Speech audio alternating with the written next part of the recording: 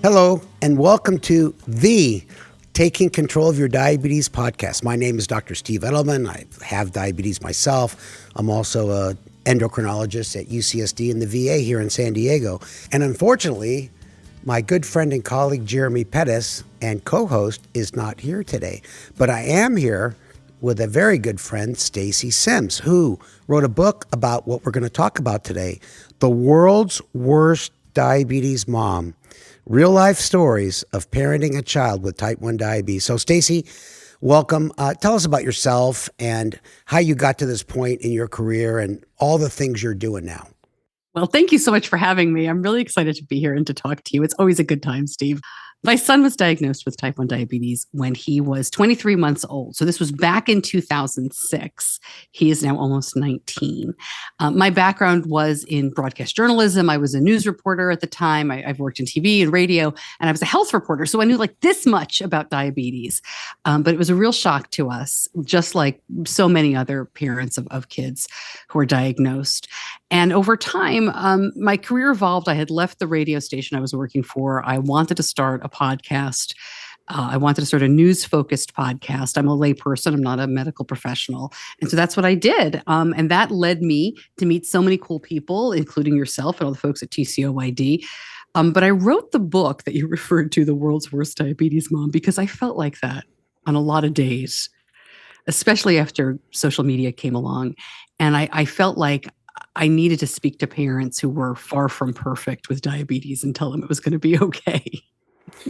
Well, that's awesome. And, you have a broadcast voice. You have the gift of gab. Mm-hmm. And does Benny, your son, have that as well?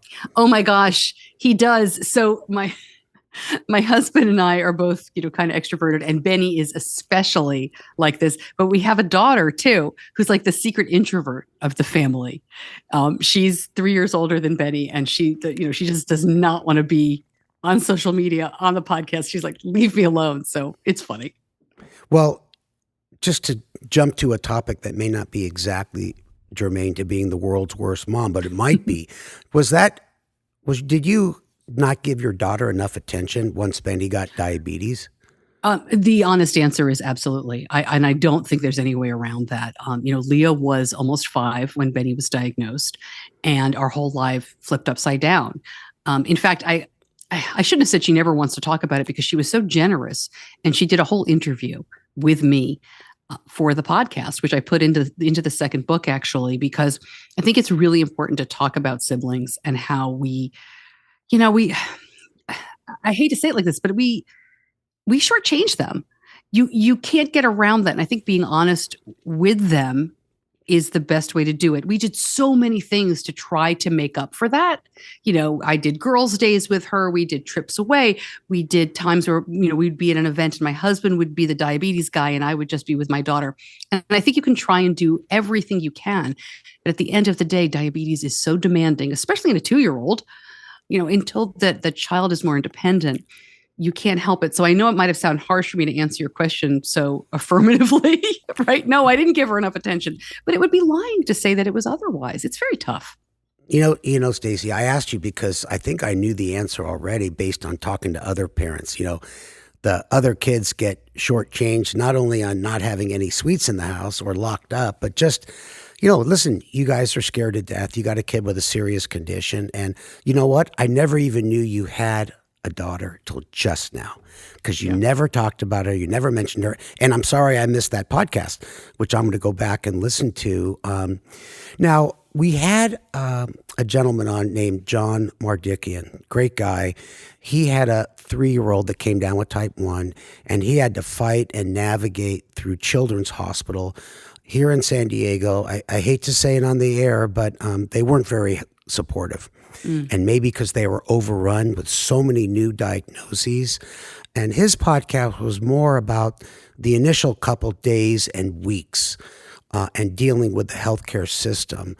Maybe you could talk about some of your experiences raising a kid with type 1 diabetes. And we'll get to college in a second, so don't talk about that yet. Sure. It's funny. I always say we are some of the luckiest people you'll ever meet. with a family with a type 1 diagnosis because we had incredible support from the beginning. Now, part of that is because of me. As I said, I worked in radio and TV. I was coincidentally, I was the MC for the JDRF charity golf tournament in Charlotte for many years before my son was diagnosed. So I used to meet these families and do these interviews, tell me about the difference between type 1 and type 2. You've seen these terrible interviews on your local TV station, right? Yeah, Where the reporter's like, his blood pressure, it's blood pressure, right? Or his blood glucose is. So, I was like, I knew nothing, but I met all these families. So when my son was diagnosed, I remembered immediately, okay, these kids were happy and healthy.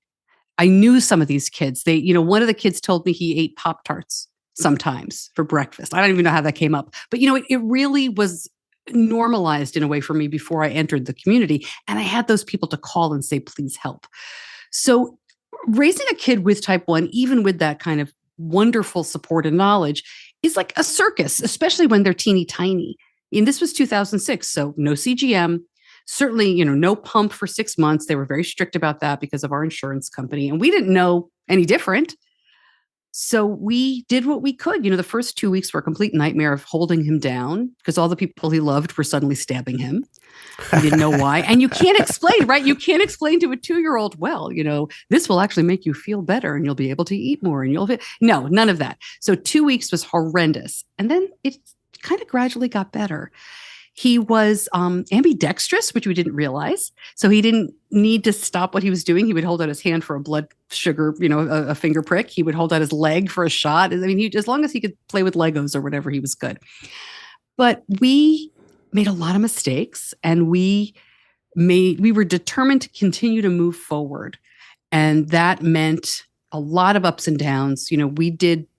It's funny to think about now. What kind of mistakes? What kind of mistakes? When you're checking blood glucose every 2 to 3 hours, you miss a lot, especially with kids with volatile blood sugar. So I remember, 4 weeks after diagnosis, maybe, we were visiting my parents I'm in Charlotte. They live in Florida. So we took this trip, which we had planned. We were at a children's museum or something. And my son is the youngest of the grandkids. And we're watching them play. And he kind of stumbled. And he's a very coordinated kid. And we looked at each other and we said, he probably needs a nap. He's probably just tired. So we put him in the stroller, where this is going, and he's about to fall asleep. And I said, I think we're supposed to do a finger stick. I think it's time. And my husband's like, yeah, we should do it. And I said, we should probably just let him go to sleep. Like, he's tired. He said, no, let's do it. And he was, of course, 47 or some horrible number. So my husband ran to get juice. We're freaking out because I had stuff in my bag, but could he chew? He's a toddler. So he came back, and I'll never forget. I called the endocrinologist. We left. We packed everything up. We left my daughter with my mom. We're like, we have to go. That was an emergency. And I said, well, what do we do for the rest of the day? And they said, what are you talking about? What's his blood sugar now? I'm like, I don't know, 120. They're like, just go on with your day. And I remember thinking, how can that possibly be a go on with your day moment? But, you learn. And I wrote the whole first book is about all the mistakes we made. How many times can your elementary school student walk into school with no insulin in his pump? Right? How, you go into a restaurant and you didn't do that, did you? Oh, my son. Oh, by 5th grade. Wait, you didn't put any insulin in his pump? I say, does he have a good life insurance policy? You can't tell me you've never walked into a restaurant and all of a sudden, beep, beep, beep. Yeah. The pump's like empty. Never. Yeah. Yeah, of course. All the time. But I wouldn't do that to my kid. You are the world's worst mom. Hey, Stacey, what's the name of your first book? I should know that. It is The World's Worst Diabetes Mom. That is the first book. The second one is still The World's Worst Diabetes Mom. Seriously? It really is. I wanted to call it The World's Worst Diabetes Mom Rides Again, but my publisher was not into that. So, yeah. Well, you know what? It's great it's very refreshing to talk to someone who's honest about the real life experiences. And I don't think there's a parent on this earth of someone with type 1 that does not relate strongly to what you're saying. We all make mistakes with our own diabetes, but it's 23 months old. For the listeners, you have to realize that's younger than the typical diagnosis age. 23 months is a toddler. And, how do you tell when they're low? They stumble around, and you guys did figure it out.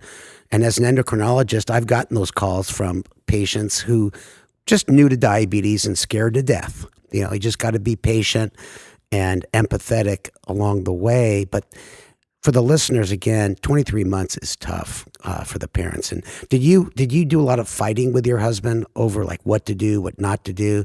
Did you almost get divorced over having a kid with type 1? Or did it bring you closer together?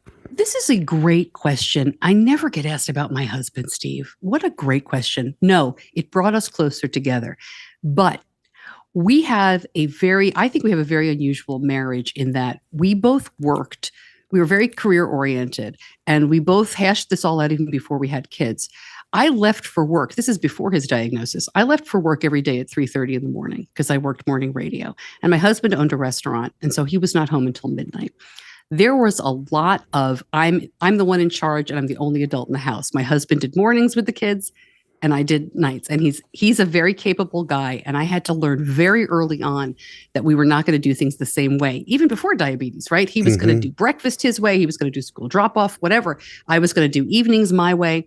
And we just had to accept that. So I think we were fortunate in a way that when diabetes came along, I am not a wife and he is not a husband who said my way or the highway. It's like loading the dishwasher, right? Some people can get a divorce over how you load the dishwasher. Yeah, my ex-wife and I. Oh, well, see, there you go. I hope Ingrid's not listening. She's the mother of my daughters. The cups go on the top, Steve.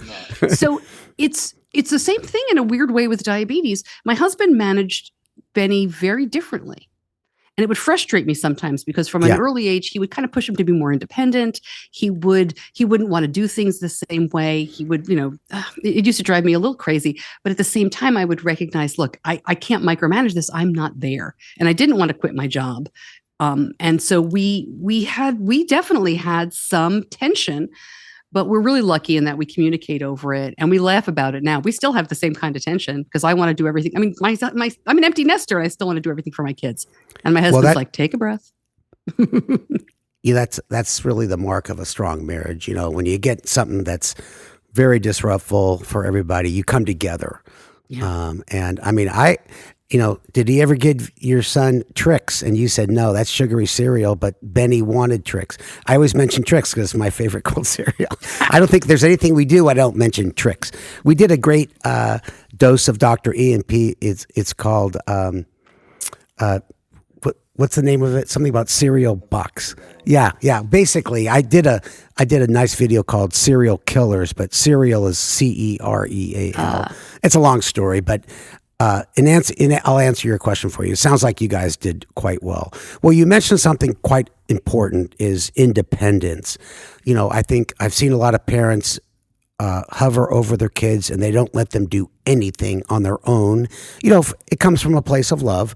And then you mentioned that he tried to get your son independent quicker than you thought or you liked. Tell us about independence. What's your recommendation for the listeners? Yeah. Well, we were one of the stories we heard very early on. We had an incredible diabetes educator who recently retired, Lynette Steinman, who has 2 kids. Well, they're grown men now, and she has 2 kids with type 1. And I'm laughing because the older one is an endocrinologist now. But Lynette told me a story when my son was 2 years old, the first time I met her, of a young man she was helping. It was one of her patients. He was going to college. He'd never given himself an injection before. No way.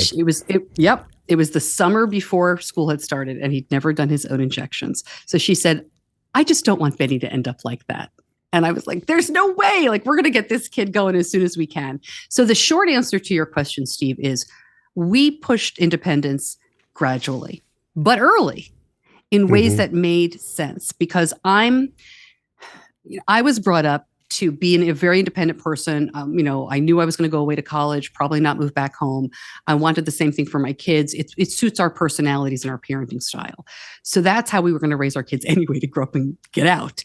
And I wanted that for Benny. I wanted, just like my daughter, I wanted them to travel and have adventures and go to camp, not just diabetes camp, but like summer camp like I did. So we started very early. I can share as much detail as you want, but we were telling him before he went to kindergarten that in kindergarten, big boys check their own blood sugar. And so we taught him how to finger stick. And he was doing that and using his pump with supervision and just step by step. It's like with parenting, you do everything gradually anyway, so that your kid isn't 18 years old and has never given an injection to himself. Well, that's great advice. Now, one thing I know you're passionate about is how much has social media changed parenting? It's changed everything. Yes. And I know that, well, I'll let you tell us your opinion in your own words. Oh, I would love to hear more from you. I mean, I'd love to hear more from you too, Steve. I mean, my concern is, Benny was diagnosed, like I said, it was a couple of years before the iPhone. And Facebook, I think at the time, was just for college students. And the early days of diabetes online stuff was a lot of blogging. I found some blogs early on. I very much resonated with the adults with type 1 who were writing. Mm-hmm. I really was drawn to those blogs because I felt like it was a time machine. Like that's how he could be. And I wanted to know those stories.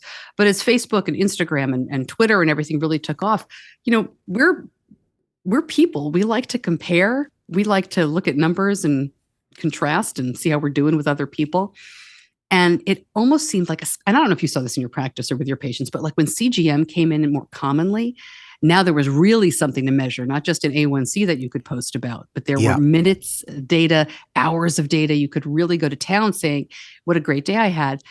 And I started feeling worse and worse about my parenting the more time I spent on social media.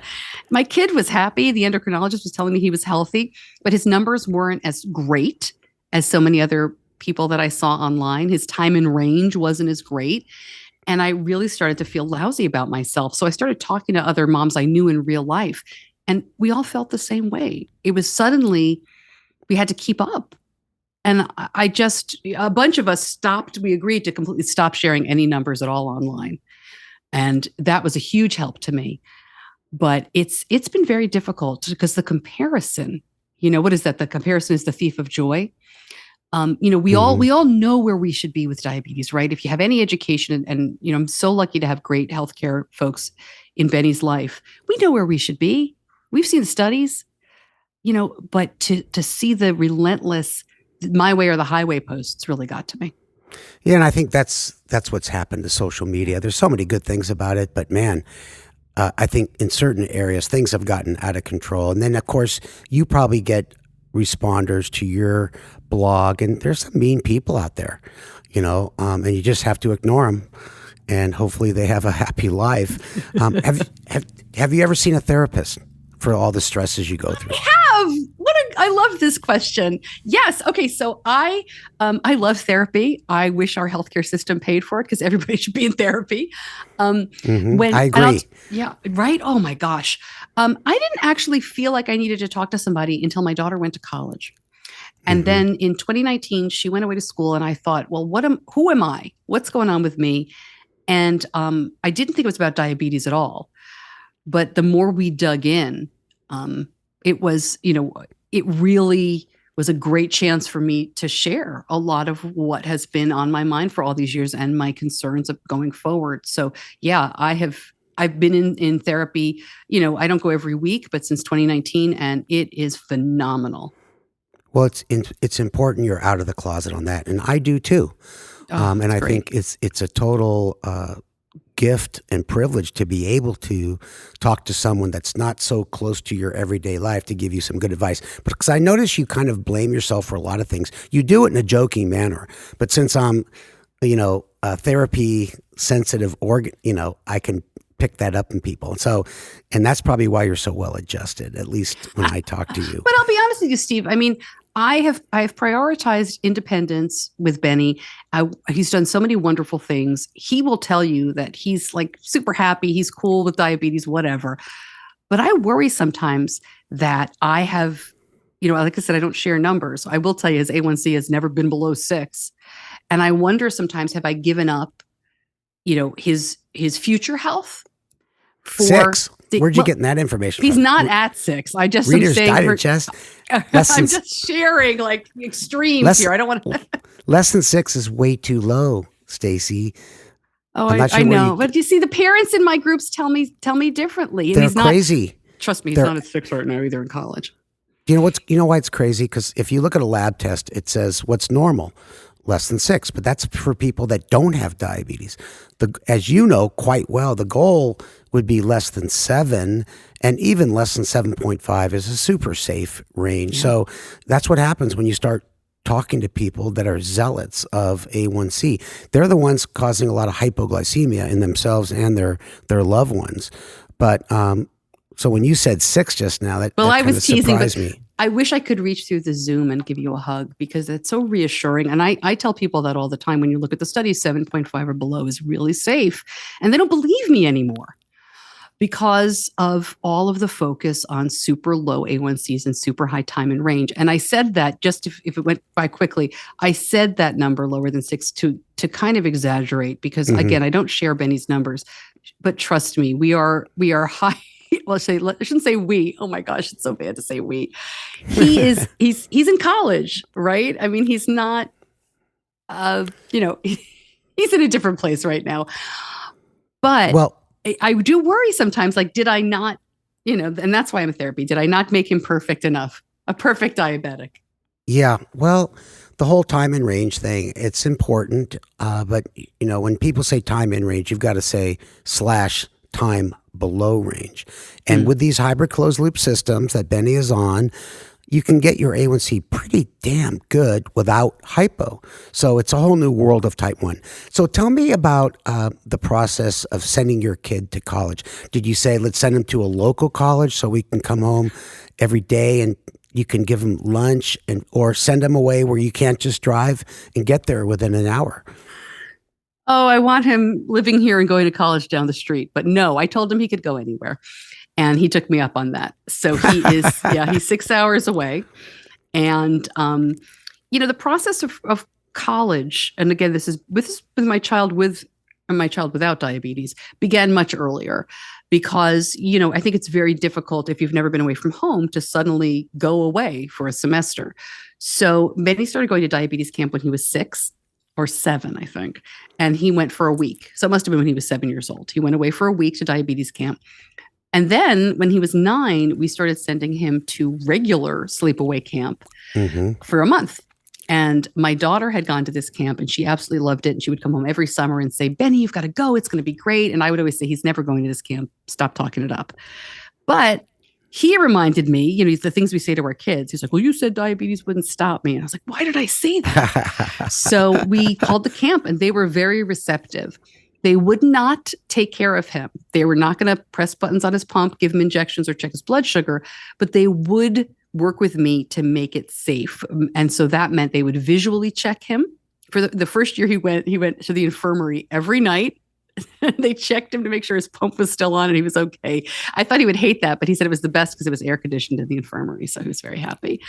And then after that, it was school trips. I did not chaperone. In high school, he was on the wrestling team and he would they never did this in my high school, but the sports teams would sometimes go overnight. They'd raise money to stay in hotels.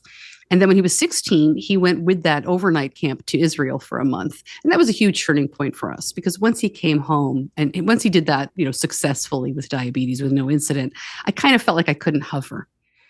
And that was really a turning point for us. I actually turned off the Dexcom high alert for that school year. And then his senior year of college, or his senior year of high school, our plan all along was that he would be 100% independent. I was here. He calls it customer support. I was here to help if he asked me. Right. And of course for emergencies. And so that was really tough for me to just zip my lip. That was the hardest part, is to shut up. Yeah. At dinner, are you bolusing? Did you do it? Do you have your stuff? Are you okay? No, couldn't say any of that. And that was really tough. But that's how we did it. And then by the time he left for college, he spent the summer before college as a lifeguard at that sleepaway camp. So he was gone for almost 9 weeks. He came home, he packed, he went to school. It was really gradual and then all at once. Well, I'm sure you missed him while he was gone too. I miss him all the time. Yeah. Now, do you follow his Dexcom now? I don't. We decided when he came home from Israel, we had that discussion. We have a discussion at the beginning of every school year, starting in kindergarten. What are your diabetes goals for this year? Sometimes it was he wanted to buy cafeteria food, or he wanted to be more independent, or stay after school, or whatever. And junior year of high school, he said to me, "I don't want you to follow me in college." And I said, "Well, if you can do okay until then." I won't. And so I don't. So he earned that privilege. He did. I cheat every once in a while, and I do look at Clarity, which will let you, Dexcom Clarity will let you look back in time, but nothing real time. So my feeling is if I see that he's really flailing, really bad, I will say something, but I haven't yet. And by that, I mean, like, my really flailing by my standards are probably not other people's standards. That would have to be like super high, dangerous, for 2 days or something like that. Well, my advice to keep Benny safe is to make sure he sleeps with someone every night. I took a sip of water. What was I thinking? That's a real suggestion. You want someone with your son. Now, it could be a roommate that knows what's going on. Thank you very much. Well, that's what I was talking about. Of course you were. You know what? I got that joke from Bruce Buckingham, and it's not a joke. He's for the listeners, he's a very famous pediatric diabetologist from Stanford. And he used to tell parents at these parent nights, getting your kid ready for college, he'd say to them, and he was serious. It's a great line. Back then, they didn't have CGM. They didn't have alerts and alarms. So you can tell Benny that I said that to him. Oh, my gosh. Well, let's finish up with something that you wanted to talk a little bit about. You said when you go in to see the doctor, for maybe 3-4 times a year, you get 15, 20 minutes. What happens when you leave, and what other support systems are out there? What to do and what to avoid? Yeah. Well, I think, as you listen to this podcast, for some folks, Steve, you're the only person perhaps talking to them about diabetes in their life besides their healthcare provider. That's what I found with my show, is that a lot of people say, like, this is the only conversation I have about diabetes, except for a couple times a year with the endo. And I think the advice I give people is, find some local communities. There are people out there. There are meetups, there are conferences, there are ways to get in touch. Find, if it's podcasts, if it's books, and I would encourage you, find what speaks to you. I'm not for everybody, right? That's fine.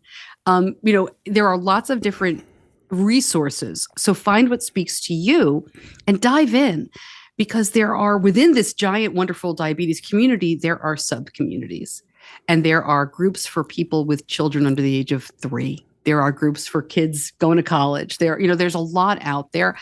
I think checking your sources, as Steve and I have already touched on, there's a lot of bad information out there. So making sure if you're getting any kind of advice, it never hurts to say, where did you find that out? Or can you send me more information? I know we're a little touchy in this age of do your own research, but I always ask, right? Where did you hear that? What's your source on that? And make sure you understand where the information is coming from. Do not be afraid to call your endocrinologist. I run a very large Facebook group in the Charlotte, North Carolina area for parents of kids with type 1, and they'll ask us questions, and we'll say, you got to call the endo on that one. And it has not occurred to them that they're allowed to. They know how busy you all are. And a lot of people are just afraid to call in because they don't want to bug you with a question about adjusting a basal rate. But that's exactly what the doctor should be doing. Yeah, you're right. I'm here to help you. Maybe what adhesive might work better, or a funny book to read, or something like that. But that kind of stuff, you got to call the doctor and get off Facebook for. What they have to do is, anytime there's a non-medical question, hey, go call Stacey Simms. You laugh, but one of the things that's been wonderful, I'm a collector of information. I'm a very curious person. And so my son's lived with type 1 for, 17 years now. I feel like I may not have the answer, but I can send you to the right place. Like I can, I can find the right people and put you together. And I really enjoy doing that. So you can email me anytime and I will find I won't have the answer, but I may be able to find it. Well, same with being a doctor. I don't know all the answers, and I'll say, listen, I need to get back to you, and you might want to call this person. Yeah. And if you ever have a medical question, feel free to call me, Stacey. Stacey, it's been such a pleasure talking to you. And we now know that you go to therapy. You and your husband have a strong marriage. You won't let Benny sleep with any women at college. And what else? You've avoided being a nudge and not following him. So, no, without putting all kidding aside, you're a great mother, and your husband gets kudos too. And Benny's going to go far in life. You've set him up for that. I hope so. And if I could just add real quick, Steve, the one thing that I'm also working on, I'd love for people to check this out. I'm doing a new event called Mom's Night Out, which is for moms of kids with diabetes. And it's one of those resources that we talked about outside of the doctor's office where you can find people who get it. We're traveling around the country. We may be coming to a city near you. So definitely look for that. But I may take you up on your offer, Steve, because I got to tell you, even after all this time, living with type 1, it's relentless. And you never feel like you're doing enough. And I think as parents, we never feel like we're doing enough. This new phase with Benny out of the house, as well as he's doing and as good as he feels, I'm not there yet. I'm still adjusting big time. So I may take you up on that. Well, if you do get out to San Diego and organize an event, we could certainly help get wonderful. Tons of people there. And also for the listeners, who have not really familiar with TCOID, we have a awesome video vault and type 1 track, type 2 vault, and we have lots of good videos on there. And we try to infuse humor, as you know. So, Stacey, thank you so much for being on. It was fun talking to you, and I learned a lot myself. Well, thank you so much. Alrighty. Bye-bye.